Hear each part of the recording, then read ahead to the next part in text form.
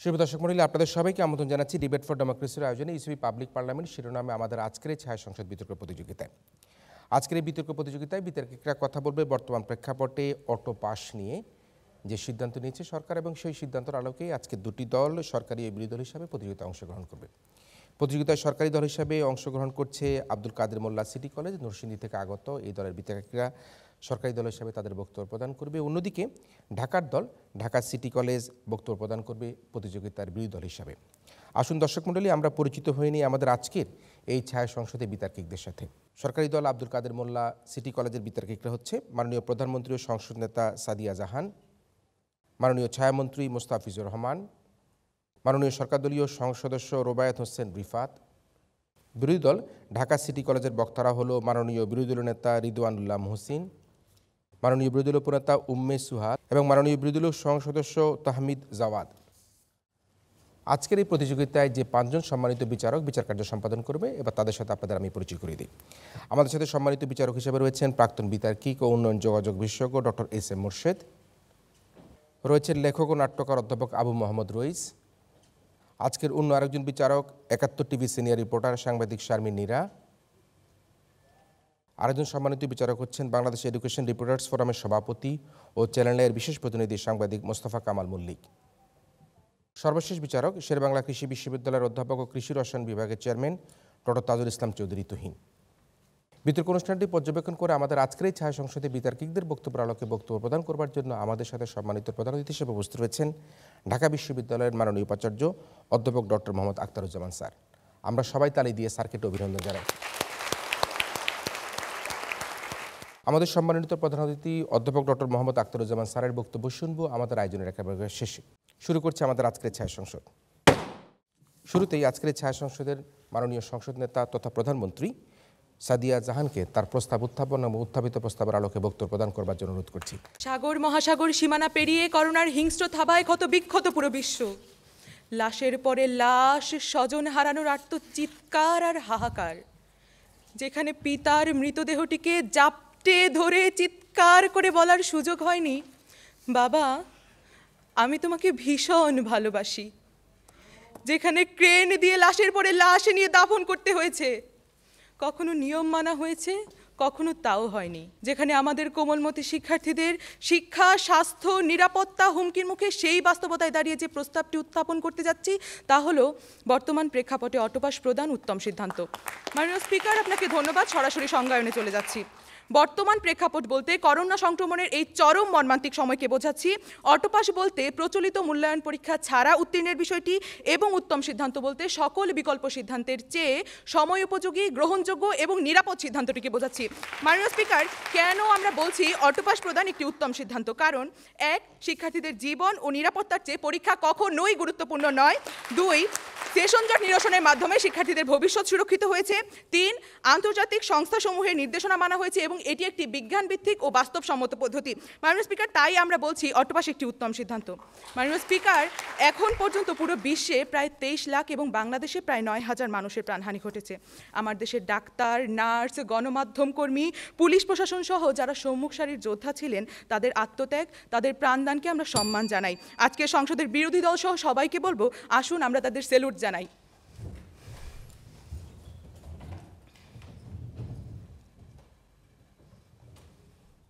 এমন এক ভয়াবহ পরিস্থিতিতে ইউনিসেফ, সেভ দ্য চিলড্রেন, জাতিসংঘের মতো, বিশ্ব স্বাস্থ্য সংস্থার মতো সংস্থাগুলো যেখানে স্কুল খোলার ব্যাপারে চরম হুঁশিয়ারি উচ্চারণ করেছে, তারপরেও ফ্রান্স, ব্রাজিল সহ অনেক ইউরোপ আমেরিকার দেশগুলো স্বাস্থ্যবিধি মেনে স্কুল খুলে দিলে একদিনে ফ্রান্সে 70 জন, ব্রাজিলে 120 জন, এবং বিবিসি বলছে স্কুল খুলতে বিভীষিকা, আমেরিকায় 2 সপ্তাহে 1 লক্ষ শিশু আক্রান্ত হয়েছে। ঠিক সেই প্রেক্ষাপটে আমার বাংলাদেশ সরকার কিন্তু স্কুল খুলে দেয়নি। বাংলাদেশে প্রথম 8ই মার্চ করোনা শনাক্ত হওয়ার পরই 16ই মার্চ সমস্ত শিক্ষা প্রতিষ্ঠান বন্ধ করে দেয়, শুধুমাত্র শিক্ষার্থীদের জন্য। মাননীয় স্পিকার, আমরা কিন্তু শিক্ষার্থীদের পড়ালেখা বন্ধ রাখিনি, বরং লার্নিং গ্যাপ খুঁজে বের করে কারিকুলাম ম্যাপিংয়ের মাধ্যমে শিক্ষার্থীদেরকে পড়ালেখার মধ্যে রেখেছি ফরমেটিভ অ্যাসেসমেন্ট প্রক্রিয়া।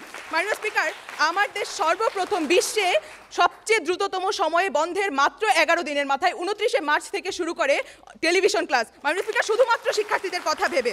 মাননীয় স্পিকার, আজকে যখন করোনার দ্বিতীয় ঢেউ এসেছে এবং এর পূর্বে যেই পরিস্থিতিটি ছিল, যখন পরিস্থিতি তীব্র থেকে তীব্রতর হচ্ছিল, ঠিক সেই সময়টাতে শিক্ষার্থী, অভিভাবক এবং শিক্ষকরা উৎকণ্ঠায় ছিলেন তাদের পরীক্ষাটি হবে কি হবে না, কবে হবে, কিভাবে হবে। ঠিক এমন একটি পরিস্থিতিতে মাননীয় শিক্ষামন্ত্রী স্বয়ংক্রিয়ভাবে উত্তীর্ণের ঘোষণাটি দেন। এই ঘোষণার মাধ্যমে শিক্ষার্থী এবং অভিভাবকদের হাজারো উৎকণ্ঠার মধ্য থেকে পরীক্ষা নামক উৎকণ্ঠাটি লাঘব হয় মাননীয় স্পিকার। তাই আমরা বলছি অটোপাস একটি উত্তম সিদ্ধান্ত। মাননীয় স্পিকার, তখন যদি স্বাস্থ্যবিধি মেনে পরীক্ষা নেওয়া হতো, স্কুল খুলে দেওয়া হতো, তবে এতদিনের আবদ্ধ জীবন শেষে শিক্ষার্থীরা বাদ ভাগা উল্লাসে মেতে উঠতো, তারা পরস্পরের সাথে কোলাকুলি করমর্দন করতো। মাননীয় স্পিকার, আমরা একজন প্রাপ্তবয়স্ককে শাস্তি দিতে পারি, জরিমানা করতে পারি, কিন্তু একজন কোমলমতি শিক্ষার্থীকে তাকে আমরা কি শাস্তি দেব, কোন আইনে বাধ্য? মাননীয় স্পিকার, আমাদের অবশ্যই মনে রাখতে হবে এই অটোপাস কোনো স্থায়ী সমাধান নয়, বরং এটি দুর্যোগকালীন, আপৎকালীন একটি দূরদর্শী সিদ্ধান্ত, যার মাধ্যমে আমাদের শিক্ষা ব্যবস্থা আরও এক ধাপ এগিয়ে গেছে। মাননীয় স্পিকার, কোনো শিক্ষার্থীর স্বাস্থ্য ঝুঁকি থাকবে না, যাবতীয় কার্যক্রম থেকে কোনো শিক্ষার্থী বাদ পড়বেন না, এবং পূর্ব অভিজ্ঞতা না থাকায় কোনো শিক্ষার্থী ক্ষতিগ্রস্ত হবেন না।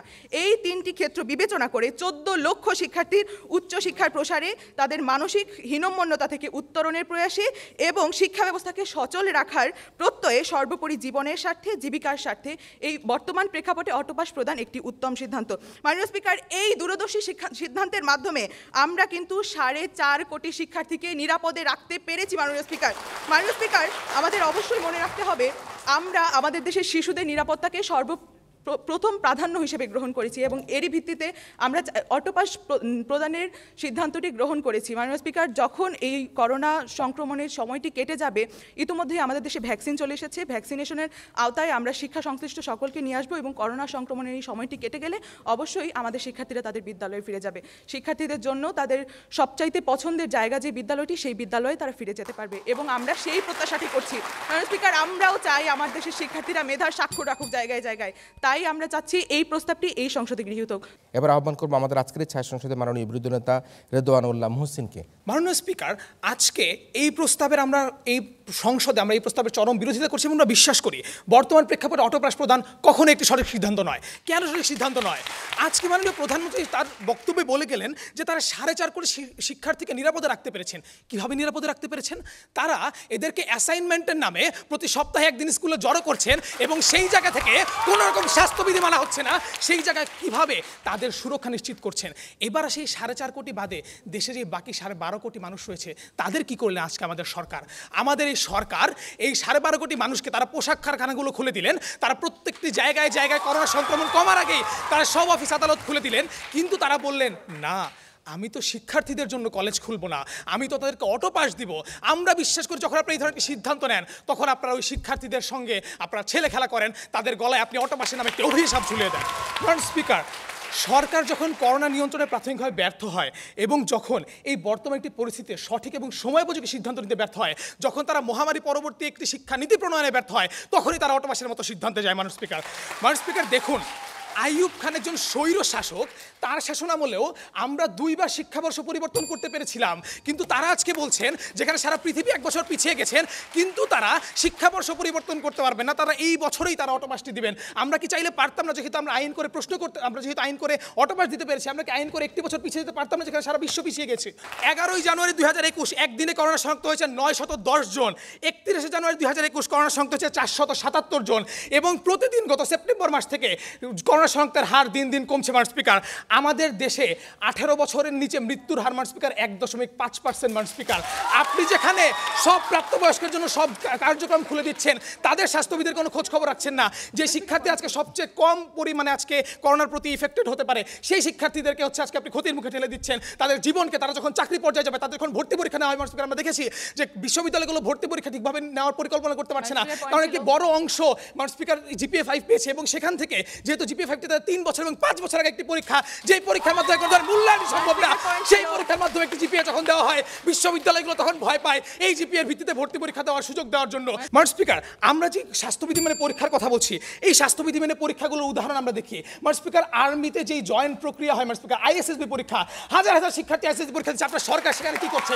সরকারি দল বলে গেলেন যে তারা শিক্ষার্থীদের নিয়ে কেয়ার করেন। এই যে ISSB পরীক্ষাগুলো হাজার হাজার শিক্ষার্থী দিচ্ছে, যেখানে তাদেরকে ফিজিক্যাল টাচে আসতে হচ্ছে তাদের শারীরিক পরীক্ষার জন্য, সেই জায়গায় আজকে করোনা কোথায় গেল মাননীয় স্পিকার আমরা বুঝতে পারি না। আজকে সরকারের সব কিছু দিয়ে অটো পাসের অভ্যাস হয়ে গেছে মাননীয় স্পিকার। মাননীয় স্পিকার দেখুন, আপনি যখন এইচএসসি 21 সালের পরীক্ষা আরও কিছুদিন পর নেওয়ার চিন্তা করেন, আমরা কি চাইতে পারতাম না যে ওই সময় এইচএসসি 20 সালের পরীক্ষাগুলো নিতে?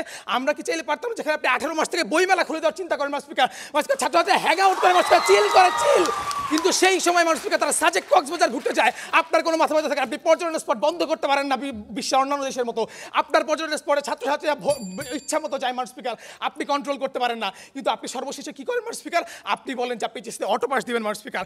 আমরা বিশ্বাস করি তাদের আজকে সরকারি দলে আজিমপুর কমিউনিটি সেন্টারে মাননীয় স্পিকার হাজার হাজার নেতাকর্মী তাদের সভা হয় মাননীয় স্পিকার। আজকে সংসদ সদস্য নির্বাচন হয় মাননীয় স্পিকার, যেখানে ছাত্রনেতারা সামনে দাঁড়িয়ে স্লোগান দেয় মাননীয় স্পিকার। কোনো ধরনের সামাজিক দূরত্ব থাকে না, সেই জায়গায় তাদের করোনা হয় না ছাত্রনেতাদের, কিন্তু আজকে করোনা হয় শুধু এইচএসসি পরীক্ষার্থীদের মাননীয় স্পিকার। ধন্যবাদ মাননীয় স্পিকার, এই প্রস্তাব যাতে কোনোভাবে গৃহীত না হয়। এবারে আজকে ছায়ামন্ত্রী মোস্তাফিজুর রহমানের কাছ থেকে তার বক্তব্য। প্রাণোচ্ছলতা আর দুরন্তপনা, স্বপ্ন ডানা মেলেছিল বিশ্ববিদ্যালয়ে পড়ার, কিন্তু করোনার করাল থাবায় ডানা ভেঙে ঘরবন্দি ছিল 13,67,000 শিক্ষার্থী। তারা কি এইচএসসি পরীক্ষা দেবে নাকি ভর্তি পরীক্ষা দেবে? চোখে মুখে হতাশার ছাপ, সামনে অনিশ্চিত ভবিষ্যৎ, হুমকির মুখে শিক্ষার্থীর মানসিক স্বাস্থ্য। এই অবসাদগ্রস্ততা দূর, ঝরে পড়া রোধ, আত্মহত্যার ঝুঁকি রোধ, এমনকি শিক্ষার্থীর ভবিষ্যৎ পরিকল্পনার সুযোগ করে দিয়েছে অটোপাসের মতো একটি উত্তম সিদ্ধান্ত মাননীয় স্পিকার। মাননীয় স্পিকার, আপনাকে ধন্যবাদ আমাকে সুযোগ প্রদানের জন্য। মাননীয় স্পিকার, প্রথমে প্রতিপক্ষ দলের বন্ধুর কিছু যুক্তি খণ্ডার মাধ্যমে শুরু করছি। তারা বলে গেলেন আমরা নাকি শিক্ষার্থীদেরকে বিদ্যালয়ে জমা করে আমরা অ্যাসাইনমেন্টের ব্যবস্থা করেছি, কিন্তু মাননীয় স্পিকার আমার সরকার অ্যাসাইনমেন্ট জমা নেওয়া এবং অ্যাসাইনমেন্ট জমা দেওয়া সবটাই মাননীয় স্পিকার অভিভাবকদের দিয়ে করানোর নির্দেশ দিয়েছে মাননীয় স্পিকার। মাননীয় স্পিকার, লক্ষ্য করুন, আজকের প্রতিপক্ষ দল চরমভাবে অটোপাসের বিরুদ্ধে করে সংসদ গরম করে ফেললেও নরম গলায় এটা বলতে পারেননি এর চেয়ে উত্তম বিকল্প আর কি হতে পারতো। তারা কখনো বলছে কেন্দ্র সংখ্যা বাড়ানোর কথা, কখনো বলছে সেশন পরিবর্তনের কথা। মাননীয় স্পিকার, আসলে তারা নিজেরাই বুঝতে পারছে না এর চেয়ে উত্তম বিকল্প আর কি হতে পারতো। মাননীয় স্পিকার, ইউনেস্কো বলছে বাংলাদেশের শিক্ষার্থীদের ঝরে পড়ার হার কমেছে 36% পর্যন্ত, শিক্ষার আওতায় এসেছে 98% শিশু। 2010 সাল থেকে প্রতি বছর আমার সরকার 35 কোটি নতুন বই বিনামূল্যে বিতরণ করছে, যা এই করোনাকালীন সময়ে অব্যাহত রয়েছে।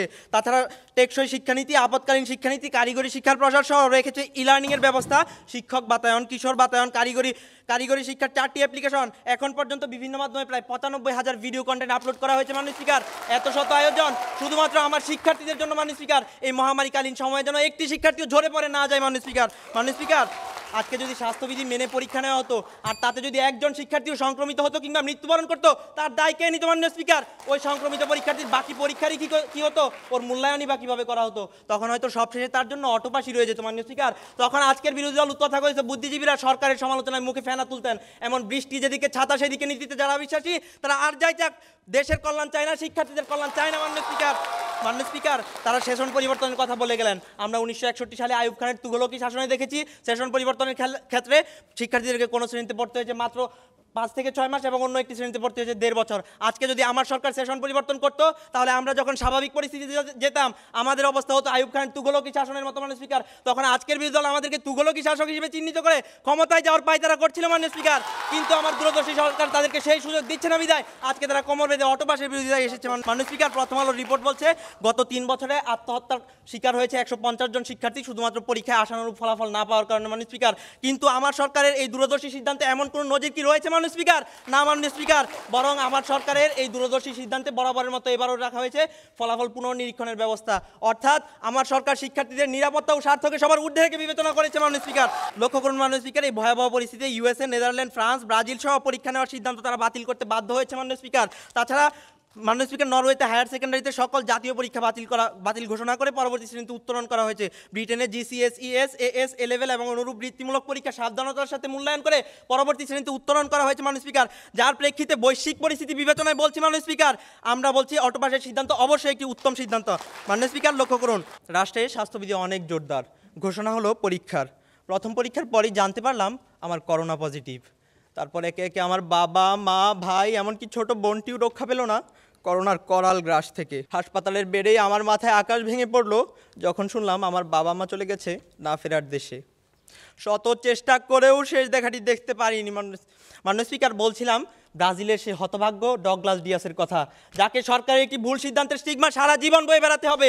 আর মাননীয় স্পিকার, আগামীকাল যেন ডগলাস ডিয়াসের জায়গায় আমি মোস্তাফিজ কিংবা অন্য কোনো শিক্ষার্থী শিরোনাম হয়ে না যায়, সেটি কিন্তু নিশ্চিত করেছে আমার সরকারের অটোপাসের মতো দূরদর্শী সিদ্ধান্ত। মাননীয় স্পিকার, তাই আজকের প্রস্তাবটি যেন সর্বসম্মতিক্রমে এই সংসদে গৃহীত হয় তার জোর দাবি জানিয়ে বলছি আবারও শিক্ষা প্রতিষ্ঠান খুলে যাক, আবদ্ধ প্রাণগুলো মুক্তি পাক, লাখো কোটি কণ্ঠে ধ্বনিত হোক আমার সোনার বাংলা, আমি তোমায় ভালোবাসি। এবারে বক্তব্য শুনবো মাননীয় বিরোধী দল উপনেতা উম্মে সুলেহার কাছ থেকে তার বক্তব্য। Mouse speaker, I am auto GPA 5। Mouse speaker, এটি আজকে শুধু আমার গল্প না, এটি আজকে আপনার দেশে এই সরকারের এই সিদ্ধান্তের কারণে 14 লাখ শিক্ষার্থীর প্রত্যেকটি শিক্ষার্থীর গল্প, যাদেরকে রাস্তায় গেলে ডাকা হয় এই অটো পাস, যাদেরকে আপনি অটো পাসের রেজাল্ট দেওয়ার পরে তারা তাদের আত্মীয় স্বজনকে ফোন দিয়ে জানানোর পরে আমি GPA 5 পেয়েছি, তুমি এই অটো পাসের GPA 5 এর রেজাল্ট জানাতে আবার ফোন দিয়েছো, এরকম একটি উত্তর শুনতে হয়। মাউস স্পিকার, ভিকারুন্নেসা নূন কলেজের শিক্ষার্থী সামিনা নূর বিডি নিউজ 24-কে জানিয়েছেন যে এই পরীক্ষাটি হয়ে গেলে হয়তো এই অটো পাসের তকমাটি থাকতো না, কিন্তু এখন সবাই বলবে ও তুমি তো অটো পাস। স্পিকার, এরকম একটি মানসিক চাপের মধ্য দিয়ে যখন আপনি এই 14 লাখ শিক্ষার্থীকে সারা জীবনের জন্য ঠেলে দিচ্ছেন, সেই রকম একটা জায়গায় দাঁড়িয়ে কিভাবে আপনি বলতে পারেন যে আপনার শিক্ষা জীবনে বাংলাদেশ আরও এক ধাপ এগিয়ে গেছে? মাউস স্পিকার, আমরা গত পরিসংখ্যান থেকে দেখতে পাই যে গত বছর GPA 5 পেয়েছিল মাত্র 47,286 জন, কিন্তু এই বছর সেই GPA 5 এর সংখ্যা দাঁড়ায় 1,61,807 জন। মাউস স্পিকার, অর্থাৎ 1 লাখের অধিক শিক্ষার্থী বেশি GPA 5 পেয়েছে। অর্থাৎ আপনার বুঝতে হবে যে এই পদ্ধতিতে আপনি 1 লাখ শিক্ষার্থীকে হারে আপনি বেশি GPA 5 দিয়ে দিয়েছেন, যেটা আপনার মেধাবী শিক্ষার্থীদের প্রতি অন্যায়। মাউস স্পিকার, সেই সকল শিক্ষার্থীর কথা চিন্তা করেন যারা মাধ্যমিক থেকে উচ্চ মাধ্যমিকে বিভাগ পরিবর্তন করেছিল, সেই সকল শিক্ষার্থীকে কিভাবে আপনি বিজ্ঞান বিভাগের সার্টিফিকেট দিয়ে মাউস স্পিকার, বিকল্প সিদ্ধান্তগুলো কি ছিল? আমার বিরোধী দলীয় নেতা আপনাকে দেখিয়ে গেছে কিভাবে অফলাইন পদ্ধতিতে পরীক্ষা নেওয়া সম্ভব ছিল। মাউস স্পিকার, আমি আপনাকে এখন দেখাবো কিভাবে অনলাইন পদ্ধতিতেও পরীক্ষা নেওয়া সম্ভব ছিল। মাউস স্পিকার, আজকে সরকারি দল অনেক জোর গলায় দাবি করে 2021 সালের মধ্যে আমাদের ডিজিটাল বাংলাদেশ হয়ে যাওয়ার কথা। মাউস স্পিকার, তাহলে আজকে কোথায় ডিজিটাল বাংলাদেশে আমরা কেন অনলাইন পরীক্ষা নিতে পারছি না? আজকে সারা বিশ্বে GRE, IELTS, EDEXCEL এর মতো পরীক্ষাগুলো মাউস স্পিকার হচ্ছে। এই পরীক্ষাগুলো স্বচ্ছতার সাথে সম্ভব হচ্ছে। বাংলাদেশের ভিতরে বিভিন্ন বিশ্ববিদ্যালয়, IUT, MIST এর মতো বিশ্ববিদ্যালয়গুলো তাদের সেমিস্টার ফাইনাল পরীক্ষাগুলো স্বচ্ছতার সাথে নিতে পারছে। মাউস স্পিকার, তাহলে কেন HSCর মতো এত গুরুত্বপূর্ণ একটা শিক্ষা জীবনের পরীক্ষা আমরা কেন নিতে পারবো না অনলাইনের মাধ্যমে? আজকে বুঝতে হবে যে USA পরীক্ষা নিচ্ছে না তার মানে তারা পরীক্ষা নেবে না এরকম না, তারা 1 বছর তাদের শিক্ষাবর্ষ পিছিয়েছে, এবং নেদারল্যান্ড বা যারা পরীক্ষা নিয়েছে তাদেরকে যে আমাদেরকে ফলো করে আগাতে হবে বা সেই পদ্ধতিটাই আমাদের গ্রহণ করতে হবে। কেন আমাদের মন্ত্রণালয় এর চেয়ে ভালো পরিকল্পনা নিতে পারে না? এই 14 লাখের শিক্ষার্থীদের জন্য আরো ভালো পরিকল্পনা নিতে পারে না? মাউস স্পিকার, UGC আজকে আপনার 8,000 টাকা করে হচ্ছে 41,000 শিক্ষার্থীকে আপনার মোবাইল কেনার জন্য বিনা সুদে ঋণ দিচ্ছে। মাউস স্পিকার, এই ঋণ দিয়ে গ্রামে গ্রামে ICT সেন্টার রয়েছে। মাউস স্পিকার, তাহলেও কেন আপনার অনলাইনে পরীক্ষা পদ্ধতি সম্পন্ন করা সম্ভব হয়নি? তাহলেও কেন আপনি এই পরীক্ষাটি HSC পরীক্ষাটি এই বয়সে নিতে পারেনি? মাউস স্পিকার, তারা অনেক জোর গলায় বলে গিয়েছেন যে হচ্ছে কি আমাদের আজকে করোনা সংক্রমণ বাড়তো। মাউস স্পিকার, আজকে তারা শিক্ষার্থীদের সুরক্ষিত রাখতে পেরেছে। মাউস স্পিকার, তারা যদি একটু ভালোভাবে দেখতে পারে তাহলে তারা দেখবে যে আজকে আসলে কোনো শিক্ষার্থী ঘরে বসে নেই। মাউস স্পিকার, আপনি বেশি দূরে যেতে হবে না, আপনি নিউ মার্কেট এলাকায় যেয়ে দেখেন, আপনি সেখানে দাঁড়াতে পারবেন না। মাউস স্পিকার, আজকে আপনার বইমেলা সামনে মার্চ মাসে খুলবে, সেই বইমেলায় আজকে লক্ষ লক্ষ শিক্ষার্থী সেখানে আড্ডা দিবে। মাউস স্পিকার, আজকে বাংলাদেশ ক্রিকেট বোর্ড বিসিবি আজকে মার্চ মাস থেকে মাঠে খেলা দেখার জন্য দর্শক নিতে যাচ্ছে। মাউস স্পিকার, সেই সকল জায়গায় আজকে করোনা সংক্রমণ আসে না। আমরা বিশ্বাস করি প্রত্যেকটি শিক্ষার্থীকে 2 ফিট করে শারীরিকভাবে দূরত্ব নির্ধারণ করে আমরা যদি তাদেরকে সঠিকভাবে শিক্ষা দিয়ে তাদেরকে ওইভাবে পরীক্ষা নিতে পারতাম, সেটি খুবই তাদের জন্য ভালো ফলাফল হতো। মাউস স্পিকার, এই 1 লাখ শিক্ষার্থী যারা অতিরিক্ত GPA 5 পেয়েছে, এদেরকে যখন আপনি ভার্সিটির ভর্তি পরীক্ষায় নিয়ে যাবেন, এই 1 লাখ শিক্ষার্থী মুখ থুবড়ে পড়বে। মাউস স্পিকার, একটু সময় চেয়ে নিচ্ছি। মাউস স্পিকার, সবচেয়ে গুরুত্বপূর্ণ বিষয় হচ্ছে আপনি যে এইরকম একটি গুরুত্বপূর্ণ পরীক্ষাটি নিচ্ছেন না, এ কারণে আজকে বাংলাদেশ তার শিক্ষা জীবনে একটি বছর পিছিয়ে গেছে। সুতরাং আমরা বিশ্বাস করি এটি 1971 সালের যুদ্ধাবস্থা নয় যে আপনার একটি সিদ্ধান্তের দুর্বলতার কারণে এরকম একটি সিদ্ধান্ত নিতে হবে। ধন্যবাদ মাউস স্পিকার, আজকে সংসদে প্রস্তাবটি পাশ হওয়া উচিত না। ধন্যবাদ। আমরা এবারে বক্তব্য শুনবো আমাদের আজকের এই ছায়া সংসদের মাননীয় সরকার দলীয় সংসদ সদস্য রোবায়াত হোসেন রিফাতের কাছ থেকে তার বক্তব্য। আমি দেখেছি মাহারা শিশুর চিৎকার, সন্তান হারা মায়ের আর্তনাদ, দেখেছি মৃত্যুর মিছিল, লাশের বন্যা, বুকটা খা খা করে ওঠে যখন লাশের সারিতে দেখি ফুটফুটে শিশু, বৃদ্ধ বাবা মা, প্রাণপ্রিয় স্ত্রী। করোনা কলিজা চিরে জ্বালাময়ী স্মৃতি রেখে গেছে, কিন্তু জড়িয়ে ধরে কেঁদে বলার মতো কাউকে রাখেনি।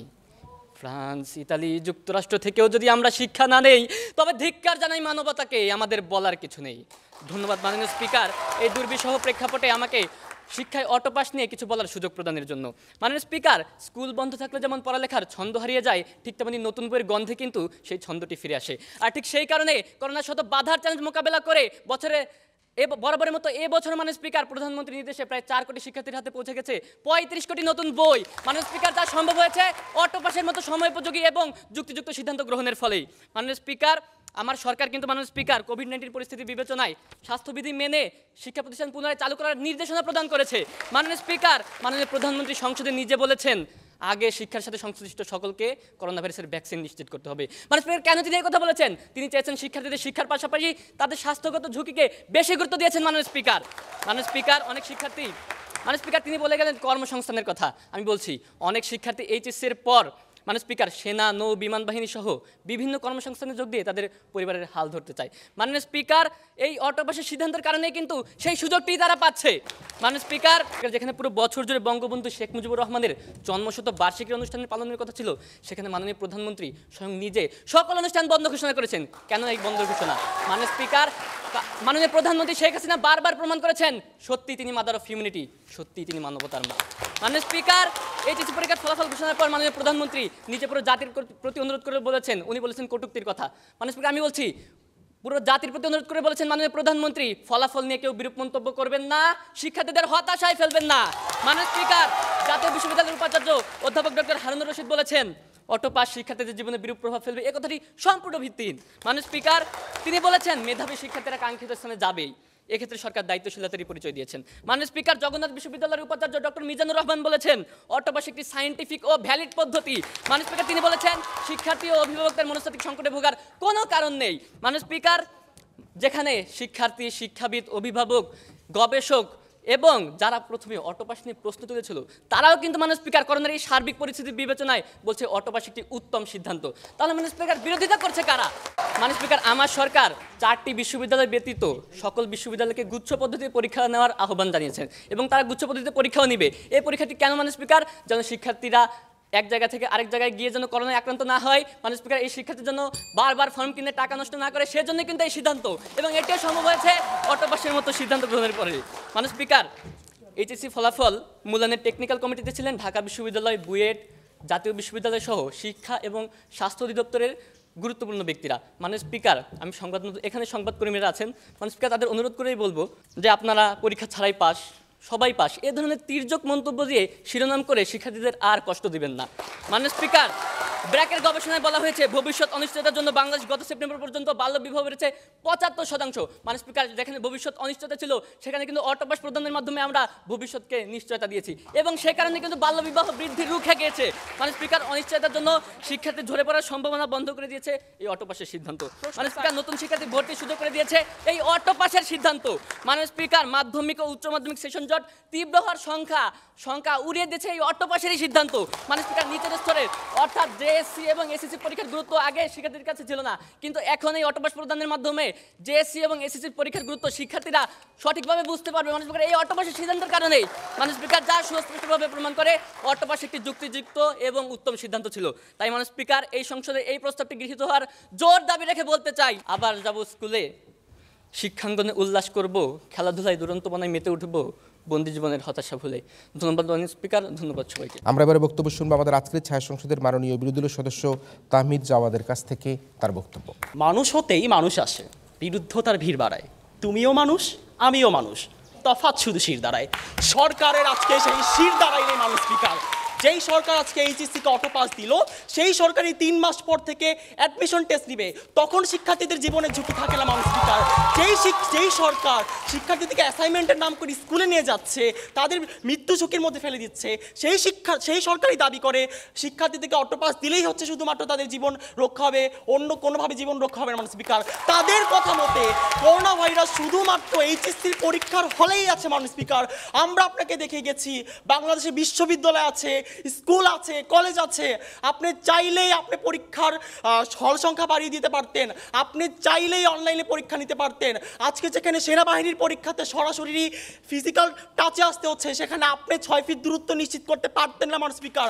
আজকে যে শিক্ষার্থীরা মানুষ স্পিকার বাইরে গিয়ে চিল করছে মানুষ স্পিকার, বারবিকিউ পার্টি করছে মানুষ স্পিকার, সেই শিক্ষার্থীদেরকে শিক্ষকরা দেখেন না, সরকার দেখেন না মানুষ স্পিকার।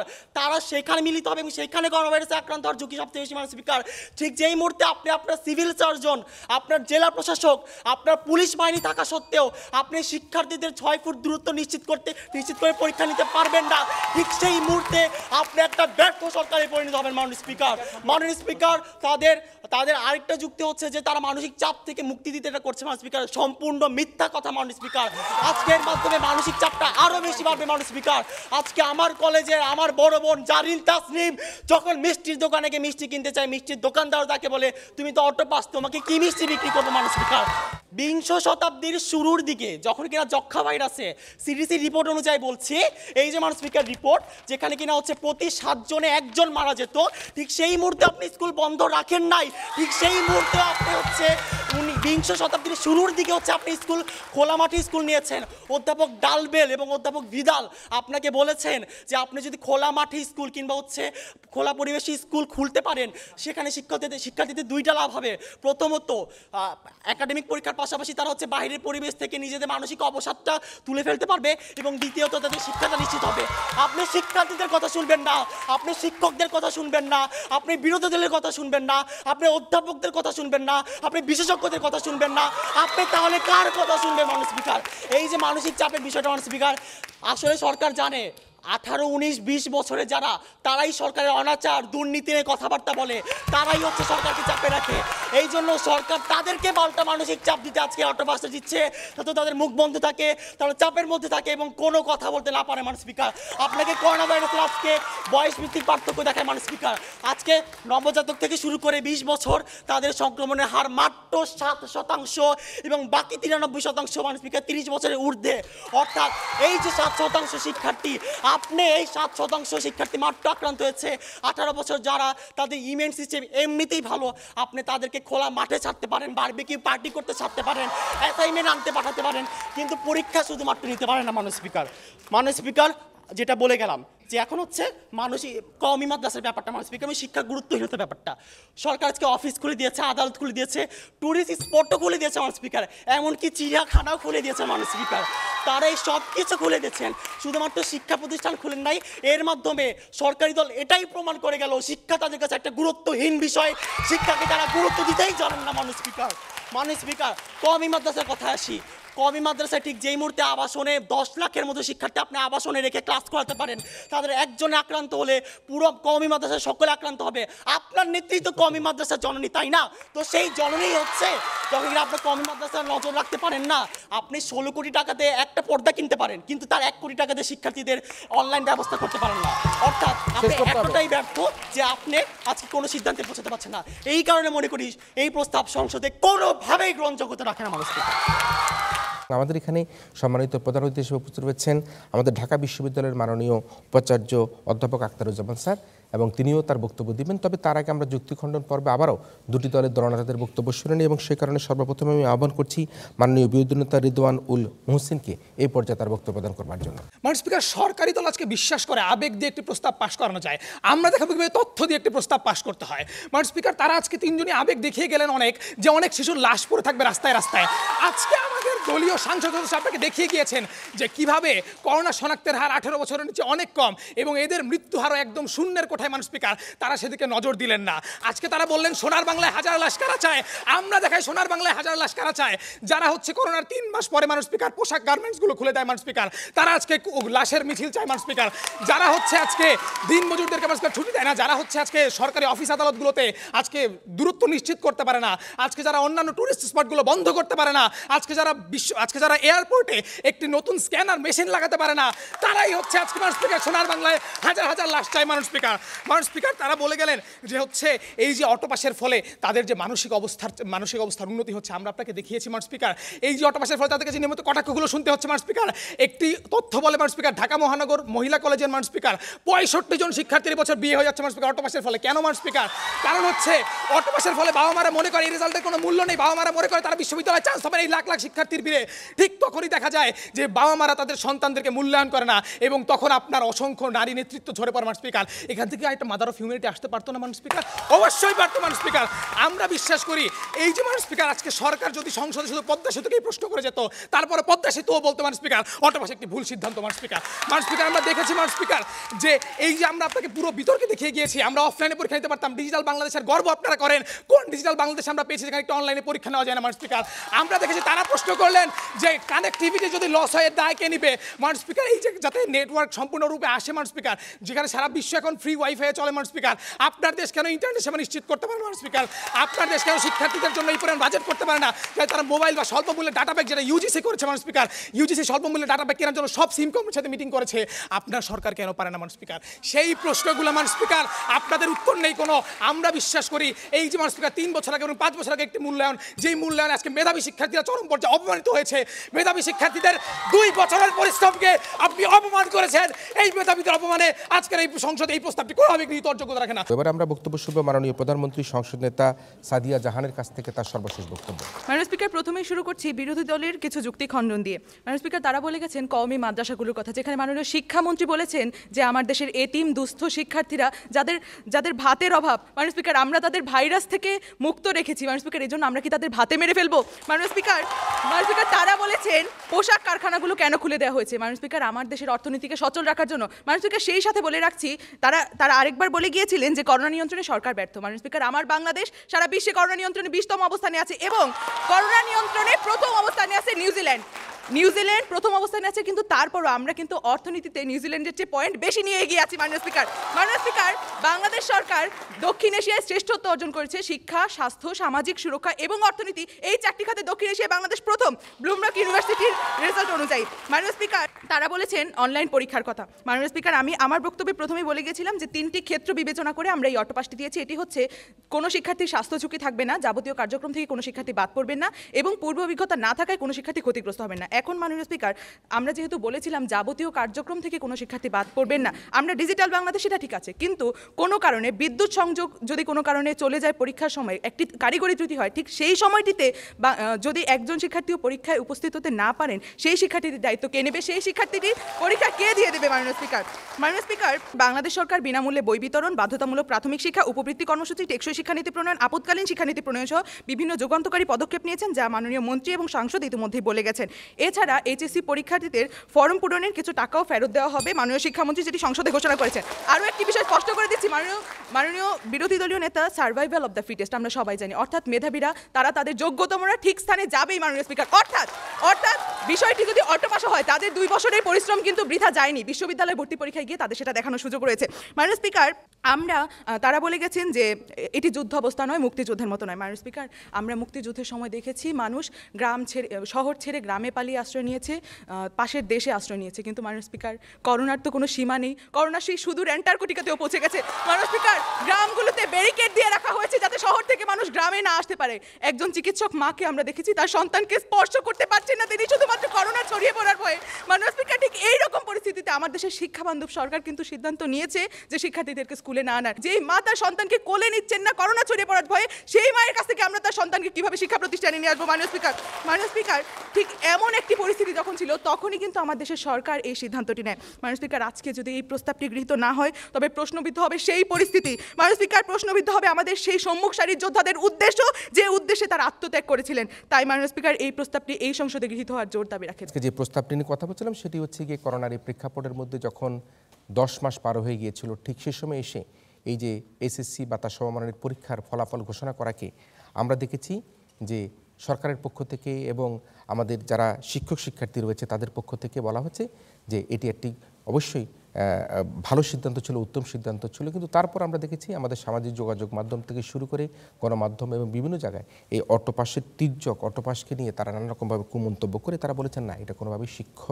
শিক্ষার্থী কারোর জন্যই কোনোভাবে মঙ্গল হয়নি তারা বলে দাবি করেছেন। তারা বলছেন যে এই সিদ্ধান্ত গ্রহণ না করে যদি আজকে আমরা 6 ফুট দূরত্ব বজায় রেখে আজকে আমরা বিভিন্ন মার্কেটগুলোতে, আজকে আমরা বিভিন্ন বিশ্ববিদ্যালয়গুলোকে, আজকে আমরা বিভিন্ন কমিউনিটি সেন্টারগুলোকে খুলে দিয়ে যদি পরীক্ষা নিতাম, তাহলে আজকের এই তকমা হয়তোবা এই পরীক্ষার্থীদের গায়ে আমাদের লাগতে হতো না। আমরা দেখেছি যে এই পরীক্ষা কীভাবে হয়েছে।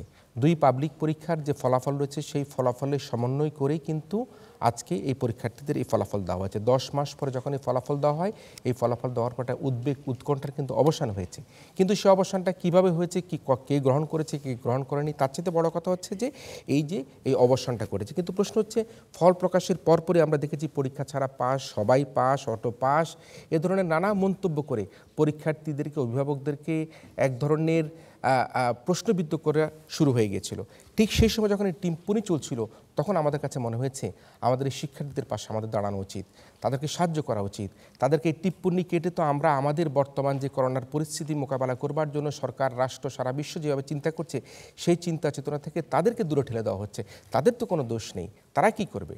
আজকে কেন তাদেরকে মিষ্টির দোকানে মিষ্টি কিনতে গিয়ে অবহেলিত হতে হচ্ছে? আজকে কী জন্য তাদেরকে এই ফলাফল পাশ করার পরে তারা কেন আনন্দ উল্লাস করতে পারছে না? কী কারণের জন্য আমরা তাদেরকে তির্যক মন্তব্য ঠেলে দিচ্ছি? আমরা কি কখনো ভেবে দেখেছি যে এর বিকল্প পন্থা কী ছিল? আমরা কি কখনো ভেবে দেখেছি যে এই ফলাফল যদি না দেওয়া হতো তাহলে কী ক্ষতি হতো? সেই জায়গা থেকে দাঁড়িয়ে আজকে সরকারি দল বলছে যে বর্তমান প্রেক্ষাপটে অটোপাস একটা উত্তম সিদ্ধান্ত ছিল। আমরা এই অটোপাসের তকমা থেকে বেরিয়ে আসতে চাই। আমরা মনে করি যে এই অটোপাস যদি দেওয়া হয়েও থাকে বর্তমান প্রেক্ষাপটের কারণের জন্য, কিন্তু যে শিক্ষার্থী যার মেধাবা রয়েছে, যার গুণ রয়েছে, সে নিশ্চয়ই ভবিষ্যতে তার জন্য আরও অনেক পরীক্ষা রয়েছে, তার জন্য অনেক রকম যোগ্যতম স্থান রয়েছে, সে ভালো পরীক্ষা দিতে পারবে, সে ভালো জায়গায় যেতে পারবে, উচ্চশিক্ষায় যেতে পারবে, সেটি আমরা অবশ্যই প্রত্যাশা করতে চাই। আমরা এখন একটা বড় চ্যালেঞ্জের মুখোমুখি, সেটি হচ্ছে যে যেই সংখ্যক হারে শিক্ষার্থীরা পাশ করেছে সেই সংখ্যক হারে কি আমরা তাদেরকে ভর্তি করতে পারবো? সে জায়গায় কিন্তু যখন আমাদের চ্যালেঞ্জ আসে তখন কিন্তু আমরা মনে করতে চাই যে বাংলাদেশের শিক্ষা ব্যবস্থাকে আমরা কর্মমুখী শিক্ষা ব্যবস্থার দিকে নিতে হবে। আমরা শুধুমাত্র বিএ এমএ পাশ করার দিকে আমরা ঝুঁকে গেলে হবে না। আজকে পৃথিবীর অন্যতম রাষ্ট্রে কিন্তু ডাক্তার, ইঞ্জিনিয়ার বিএ এমএ পাশ করাচ্ছে না। আমাদের এখন সময় এসেছে যারা বেশি শিক্ষার্থীরা পাশ করেছে, সবাই পাশ করেছে, শুধুমাত্র উচ্চশিক্ষা গ্রহণ যারা করার সুযোগ পাবে তারা ছাড়া বাকি সবাইকে আমরা কর্মমুখী শিক্ষা দেব, তাদেরকে কারিগরি শিক্ষা প্রদান করব। আমরা বাংলাদেশে ফ্রিজ টেলিভিশন এখন তৈরি করছি, আমরা কম্পিউটার তৈরি করবার জন্য আমাদের প্রযুক্তি আমরা নিয়ে এসেছি, আমরা মোবাইল ফোন তৈরি করার প্রযুক্তি নিয়ে এসেছি। আমাদের এই শিক্ষার্থীরা যারা উচ্চশিক্ষায় ভর্তি হতে পারবে না বলে বলা হচ্ছে, আমরা মনে করি তাদেরকে কারিগরি শিক্ষা প্রদান করে বাংলাদেশকে আমরা যে মধ্যমায়ের দেশে নিয়ে যাচ্ছি সে দিয়ে নিয়ে যেতে আমরা সাহায্য করব। আমাদের দেশের মধ্যে যখন করোনা শুরু হয়, করোনা শুরুকালীন আমরা দেখেছি সরকার অনেক ধরনের ফান্ডিং করেছে, লোন দিয়েছে। আমরা দেখেছি যে আমাদের সামাজিক নিরাপত্তা যে কর্মসূচিতে ভাতা বাড়ানো হয়েছে। আমরা একটা জিনিস দাবি করতে চাই, সেটি হচ্ছে কি মাননীয় উপাচার্য মহোদয় রয়েছেন, আমার সম্মানিত শিক্ষক মহোদয় রয়েছেন, আমরা মনে করি আজকে বেসরকারি বিশ্ববিদ্যালয়ে এত শিক্ষার্থীকে হয়তো জায়গা দিতে পারবে না, আজকে সরকারি বিশ্ববিদ্যালয়গুলো এত শিক্ষার্থী হয়তো জায়গা দিতে পারবে না। কিন্তু আমরা সরকারের কাছে একটা আবেদন করতে চাই যে এই করোনাকালীন এই পরিস্থিতিতে এই শিক্ষার্থীদের উচ্চশিক্ষা নিশ্চিত করবার জন্য যাতে সরকারি বেসরকারি বিশ্ববিদ্যালয়গুলোতে অতিরিক্ত অর্থায়নের মাধ্যমে তাদের ক্লাস সংখ্যা বৃদ্ধি করা যেতে পারে, তাদের অবকাঠামো বৃদ্ধি করা যেতে পারে। এবং সে কারণের জন্য তাদের এখনই উচিত হবে, সরকারের এখনই উচিত হবে যারা আমাদের ডোনার এজেন্সিগুলো রয়েছে অথবা সরকারের নিজস্ব ফান্ড যারা রয়েছে তাদের কাছ থেকে সেই ফান্ড গ্রহণ করে বেসরকারি বিশ্ববিদ্যালয়কে সাবসিডাইড করে বেসরকারি বিশ্ববিদ্যালয়ে যে শিক্ষার্থীরা ভর্তি হবে তাদেরকে সেই ভর্তি অবস্থায় যাতে তাদেরকে এক ধরনের সাবসিডি দিতে পারে সরকারের পক্ষ থেকে, সেই ব্যবস্থা গ্রহণ করলে আমাদের সকল শিক্ষার্থীরা পড়াশোনা করতে পারবে। আজকে অনেক বেসরকারি বিশ্ববিদ্যালয় রয়েছে যেখানে শিক্ষার্থীর কিন্তু অভাব রয়েছে, তারা বড় বড় ক্যাম্পাস করেছে, তারা ছাত্রছাত্রী পাচ্ছে না। যদি সেখানে তাদেরকে অবকাঠামো তৈরিতে তাদেরকে একটা প্রণোদনা প্রদান করে আমরা সরকারের পক্ষ থেকে এই সাহায্য করতে পারি, আমি মনে করি যে আমাদের সকল শিক্ষার্থী উচ্চশিক্ষা গ্রহণ করতে পারবে। আর যারা গ্রহণ করতে পারবে না তারা অবশ্যই কর্মমুখী কারিগরি শিক্ষা গ্রহণ করতে পারবে। তবে একটা কথা বলতে চাই যে ভবিষ্যতে অটোপাসের মতো কোনো সিদ্ধান্ত যদি গ্রহণ করতে হয় তাহলে কিন্তু আমরা মনে করি শিক্ষক, শিক্ষার্থী, অভিভাবক, আমাদের যারা বুদ্ধিজীবী রয়েছে, বিশ্লেষক রয়েছে, সরকারি বেসরকারি যে সংস্থাগুলো রয়েছে যারা এই শিক্ষার সাথে যুক্ত রয়েছে সকলের সাথে সম্মিলিতভাবে কিন্তু একটা আলাপ আলোচনা করা দরকার বলে আমরা মনে করি। আমরা মনে করি সরকারের পক্ষ থেকে যদি সিদ্ধান্ত গ্রহণ করা হয় তাহলে শিক্ষক, শিক্ষার্থী, অভিভাবকরা কিন্তু আহত হয় যে আমার শিক্ষার্থী পরীক্ষা দিচ্ছে, আমার ছেলে পরীক্ষা দিচ্ছে, আমার মেয়ে পরীক্ষা দিচ্ছে, অথচ তাদেরকে একটা অটোপাস দিয়ে দেওয়া হচ্ছে। সুতরাং আমরা মনে করি যে ভবিষ্যতে এই ধরনের সিদ্ধান্ত গ্রহণ করতে গেলে সকল শ্রেণী পেশার মানুষকে যারা সম্পৃক্ত রয়েছে তাদেরকে একত্রিত করে এই ধরনের বিনা পরীক্ষায় পাশের একটা সিদ্ধান্ত গ্রহণ করলে আজকে এই ধরনের তর্ক বিতর্ক তৈরি হবার একটা অবকাশ থাকতো না। তবে যাই হোক, আজকে দুটি শিক্ষা প্রতিষ্ঠানের শিক্ষার্থীরা দারুণ একটা উপভোগ্য বিতর্ক উপহার দিয়েছে আমাদেরকে। আজকের অনুষ্ঠানের আমাদের মাননীয় প্রধান অতিথি ঢাকা বিশ্ববিদ্যালয়ের মাননীয় উপাচার্য অধ্যাপক ডক্টর মোহাম্মদ আখতারুজ্জামান স্যারকে আমি অনুরোধ করছি এই পর্যায়ে তার বক্তব্য প্রদান করবার জন্য। শিক্ষার্থীদের জীবন থেকে সময় ক্ষেপণ না ঘটে, সময় সাশ্রয়ী দৃষ্টিভঙ্গি সেশন জটে না পড়ে, হতাশায় না পড়ে, তো সেজন্য তাদের একটি শ্রেণী থেকে অন্য একটি শ্রেণীতে উন্নীতের সরকার কিছু সিদ্ধান্ত গ্রহণ করল। কোভিড-19 প্যান্ডেমিক উদ্ভূত পরিস্থিতিতে স্বাস্থ্য ঝুঁকি এড়ানো, সেটির লক্ষ্যে শিক্ষা প্রতিষ্ঠান বন্ধ রাখতে হয়েছে। যেভাবে face to face in person classroom কার্যক্রম বা পরীক্ষা গ্রহণ সেটি করা সম্ভব হয়নি। খুবই বস্তুনিষ্ঠ তথ্য নির্ভর আলোচনা হয়েছে এবং সেটি নিঃসন্দেহে আপনারা যারা শুনলেন সকলেই সমৃদ্ধ হলেন, যেমনিভাবে আমি সমৃদ্ধ হয়েছি। একটি বিষয়ে একটু স্পষ্ট করা প্রয়োজন যে অটোপাস এটি একটি undocumented term. Octopus is an informal connotation, informal term. আনুষ্ঠানিকভাবে তথ্যের উপর ভিত্তি করে এই টার্মটি প্রতিষ্ঠিত নয়, কারণ এটি অটোপাস বলতে কোনো বিষয়ের সরকারি সিদ্ধান্তে নাই। এটি যারা তকমা দেওয়ার উদ্দেশ্যে করে তারাই এই শব্দটি ব্যবহার করবেন। সে কারণে শব্দটি কিন্তু তা নয়, বিকল্প পন্থায় মূল্যায়ন। বাংলাদেশ ওপেন ইউনিভার্সিটির অধীনেও এসএসসি এবং এইচএসসি শিক্ষা কার্যক্রম আছে। তো সেখানকার মাননীয় উপাচার্য এবং বিশ্ববিদ্যালয় প্রশাসন একটি প্রস্তাবনা আনলেন যে আমরাও অটোপাসে যেতে পারি কিনা। আমার সুযোগ হয়েছিল সেখানে থাকার। তখন আমি বললাম যে অটোপাস তো কোথাও নাই, অটোপাস কেন আমরা বলবো? আপনি বলতে পারেন অ্যাসেসমেন্ট অবশ্যই লাগবে, মূল্যায়ন অবশ্যই লাগবে কোনো না কোনো পদ্ধতিতে। কি পদ্ধতিতে করবেন? মূল্যায়ন। মূল্যায়ন হলো গুরুত্বপূর্ণ। মূল্যায়ন করেই পরবর্তী শ্রেণীতে উত্তীর্ণ করা হয়। একটি কৌশল হতে পারে পরীক্ষার হলে পেন অ্যান্ড পেপার সেটির মাধ্যমে করা, আরেকটি হতে পারে অন্য কোনো উপায়ে যে পরীক্ষাগুলো হয়েছিল সেটিও পেন অ্যান্ড পেপার। তো কোনটি আপনি বেছে নেবেন সেই সিদ্ধান্তটি নিতে হবে। সরকার সিদ্ধান্ত নিয়েছে আইন করতে হয়েছিল, কারণ আইনে আছে পরীক্ষা নিয়ে মূল্যায়ন করে উত্তীর্ণ করতে হবে।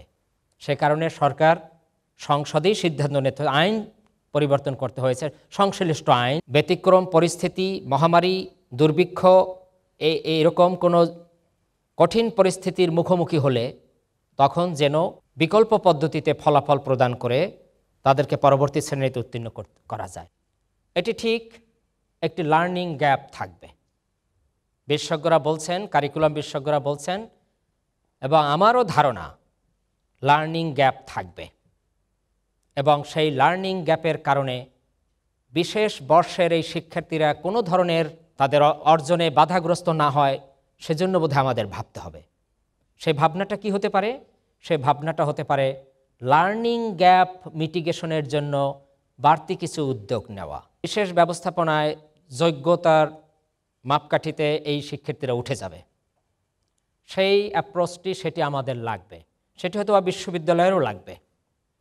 বিশ্ববিদ্যালয়েও বোধহয় যে শিক্ষার্থীরা আসবে, যারা টার্গেট গ্রুপ সামনে, যারা টার্সিয়ারি লেভেলে আসবে, তখন তাদেরকেও বিবেচনায় নিয়ে আমাদের ভাবতে হবে যে তাদের টিচিং লার্নিং প্রক্রিয়ার মধ্যে বাড়তি কিছু সংযোজন লাগবে। সে কারণে বিশেষজ্ঞরা, শিক্ষাবিদগণ এবং যারা কারিকুলাম বিশেষজ্ঞ তারা এই পরামর্শটা দিয়ে থাকেন যে তাদের জন্য পরবর্তী শ্রেণীতে যেখানে তারা প্রবেশ করলো সেখানের বিষয়গুলোকে ফ্ল্যাশব্যাক করা।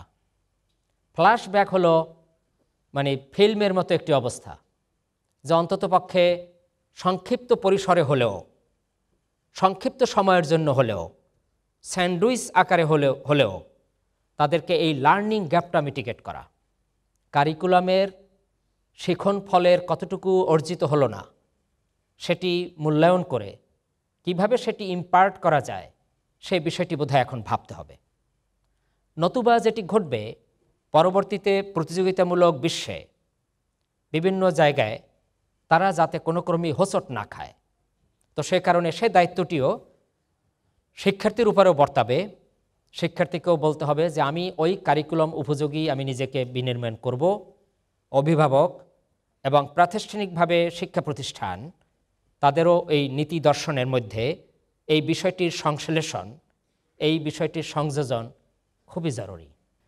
আমি এখানে কথা শেষ করি। আপনাদের সকলকে অসংখ্য ধন্যবাদ। জয় বাংলা, জয় বঙ্গবন্ধু। ধন্যবাদ। আমাদের আজকের অনুষ্ঠানে সম্মানিত প্রধান অতিথি ঢাকা বিশ্ববিদ্যালয়ের উপাচার্য অধ্যাপক ডক্টর মোহাম্মদ আখতারুজ্জামান স্যারকে আমরা ধন্যবাদ জানাচ্ছি আমাদের আজকের আয়োজনে এসে তার বক্তব্য প্রদান করবার জন্য। আজকে যে ফলাফলটা এইচএসসি বা সমমানের দেওয়া হলো সেটি কিন্তু শিক্ষার্থীদের অর্জিত ফল, কোনো অটো পাস নয়। তবে যেটি লার্নিং গ্যাপ রয়েছে সেই লার্নিং গ্যাপটিকে পূরণ করতে হবে, যাতে কেউ এই শিক্ষার্থীদেরকে কোনোভাবে তির্যক কোনো মন্তব্য না করে, তাদেরকে হতাশাগ্রস্ত করে না দেয়। এই পরীক্ষার্থীদের ভবিষ্যতে আরও অনেক পরীক্ষা দেবার সুযোগ রয়েছে। স্বাস্থ্যবিধি মেনে আমরা ভবিষ্যৎ কার্যক্রম পরিচালনা করব এবং ঢাকা বিশ্ববিদ্যালয়ের যে বিভিন্ন হলগুলো, শিক্ষা কার্যক্রমগুলো, সেগুলো আস্তে আস্তে ধীরে ধীরে ধারাবাহিকভাবে খুলে দেওয়া হচ্ছে বলে আমাদের মাননীয় প্রধান অতিথি তিনি জানিয়েছেন। আজকে যে প্রস্তাবটি ছিল, প্রস্তাবটি হচ্ছে বর্তমান প্রেক্ষাপটে অটো পাস প্রদানের উত্তম সিদ্ধান্ত। আজকের এই প্রস্তাবের পক্ষে যারা আছেন তারা হা বলুন। প্রস্তাবের পক্ষ দল হা বলুন। যারা প্রস্তাবের পক্ষে আছে হা বলুন। আর যারা প্রস্তাবের বিপক্ষে আছে তারা না বলুন। প্রস্তাবের বিপক্ষ দল না বলুন। যারা প্রস্তাবের বিপক্ষে আছে না বলুন। হ্যাঁ এবং না আমরা পেয়ে গিয়েছি। সম্মানিত বিচারকদের রায়ও আমরা পেয়েছি। আজকের এই ছায়া সংসদে আমরা দেখতে পাচ্ছি যে দুবার ফলাফল দিতে হচ্ছে আমাকে। আজকের এই ছায়া সংসদে আমরা দেখতে পাচ্ছি যে এই প্রস্তাবটি এই সংসদে এই মুহূর্তের জন্য গৃহীত হয়েছে।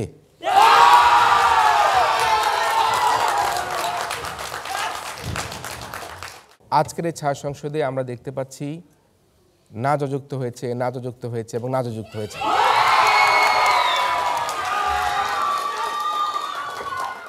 আজকে এমন একটি সংসদ হলো যে সংসদে আমরা ক্ষণিকের মধ্যে বললাম হা যুক্ত হয়েছে, ক্ষণিকের মধ্যে বললাম না যুক্ত হয়েছে, অর্থাৎ উভয় দলই সমান সংখ্যক নম্বর পেয়ে তারা ড্র করেছে। এই আলোচনা অনেক দীর্ঘায়িত আলোচনা, এই আলোচনা এখানে সমাপ্ত না করে আমরা আমাদের আজকের ছায়া সংসদে উভয় দলকে বিজয়ী ঘোষণা করে আজকের মতো ইউসিবি পাবলিক পার্লামেন্ট এখানেই শেষ করছি।